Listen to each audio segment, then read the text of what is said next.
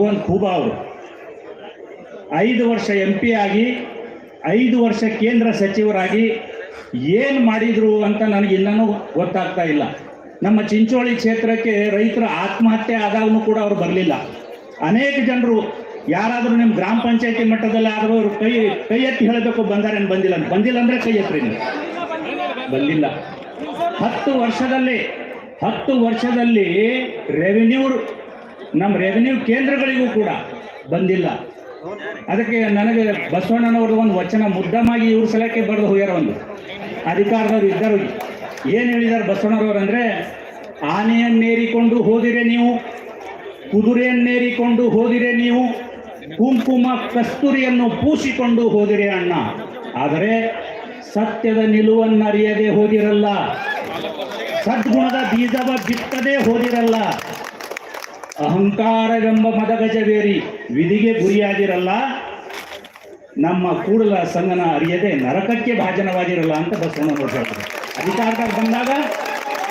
ಅಧಿಕಾರದಾಗ ಬಂದಾಗ ಸದ್ಗುಣದ ಬೀಜ ಬೆಳಿಬೇಕು. ಅಧಿಕಾರಕ್ಕೆ ಬಂದಾಗ ಸದ್ಗುಣದ ಬೀಜ ಬೆಳಿಬೇಕು, ಮಾನವೀಯತೆಯ ಬೀಜ ಬೆಳಿಬೇಕು.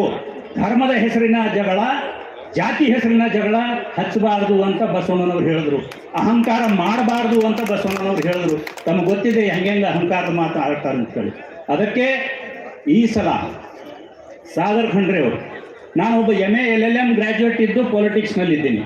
ನಾನು ಬಹಳ ವಿಶ್ವಾಸದಿಂದ ಹೇಳಬಲ್ಲೆ, ಸುಪ್ರೀಂ ಕೋರ್ಟ್ನ ರಿಟೈರ್ಡ್ ಜಡ್ಜ್ ಕೆಳಗಡೆ ಕೆಲಸ ಮಾಡಿರ್ತಕ್ಕಂಥ, ಕಾನೂನು ಪದವೀಧರರಾಗಿರ್ತಕ್ಕಂಥ ಸಾಗರ್ ಖಂಡ್ರೆ ಅವರು ಬರೇ ಸಾಗರ್ ಹೆಸರಲ್ಲ, ಸಾಗರದಂಥ ಜ್ಞಾನ ಪಡೆದವರು.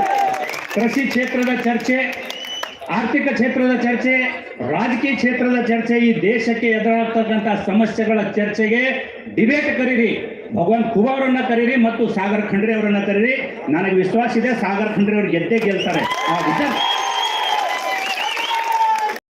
ಈ ಕ್ಷೇತ್ರ ಅಭಿವೃದ್ಧಿ ಮಾಡ್ತಕ್ಕಂಥ ಆ ದೃಷ್ಟಿಕೋನ ಇರೋದು ಸಾಗರ್ ಖಂಡ್ರೆ ಅವರಿಗೆ. ಇಲ್ಲಿ ವಯಸ್ಸು ಮ್ಯಾಟರ್ ಆಗಲ್ಲ, ವಯಸ್ಸು ಗಣನೆಗೆ ಬರೋಲ್ಲ.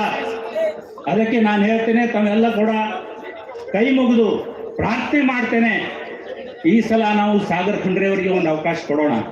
ಒಂದು ಮಾತು ಕೊನೆಯದಾಗಿ ಹೇಳಿ ನಾನು ಮಾತು ಮುಗಿಸ್ತಾ ಇದ್ದೇನೆ.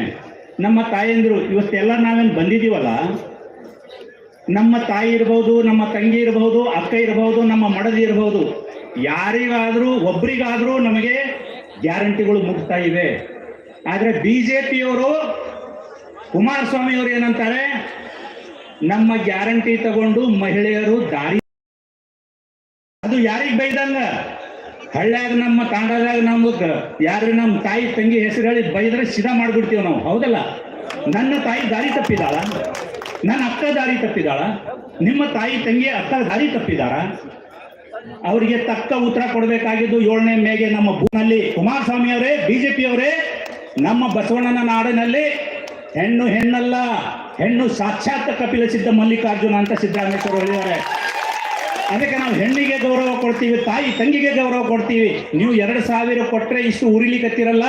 ಮತ್ತೆ ಕೇಂದ್ರದಲ್ಲಿ ನಮ್ಮ ಇಂಡಿಯಾ ಗ್ರೂಪ್ ನಮ್ಮ ಅಧಿಕಾರಕ್ಕೆ ಬಂದರೆ ಪ್ರತಿ ಮಹಿಳೆಯರಿಗೆ 1 ಲಕ್ಷ ರೂಪಾಯಿ ಕೊಡ್ತೀವಿ ವರ್ಷಕ್ಕೆ. ಇನ್ನು ಎಷ್ಟು ಉರಿತೀರೋ ಉರಿರಿ ನೀವು. ಅದಕ್ಕೆ ದಯಮಾಡಿ ನಾವೆಲ್ಲ ನಮ್ಮ ಭಾಗದ ಧ್ವನಿ, ನಮ್ಮ ಬೀದರ್ದ ಧ್ವನಿ, ನಮ್ಮ ಯುವ ಧ್ವನಿ, ನಮ್ಮ ಬಸವಣ್ಣನ ಧ್ವನಿ ಸಾಗರ್ ಖಂಡ್ರೆ ಅವರು ಪಾರ್ಲಿಮೆಂಟಲ್ಲಿ ನಮ್ಮನ್ನೆಲ್ಲ ಪ್ರತಿನಿಧಿಸ್ತಾರೆ. ನಮಗೆ ನ್ಯಾಯ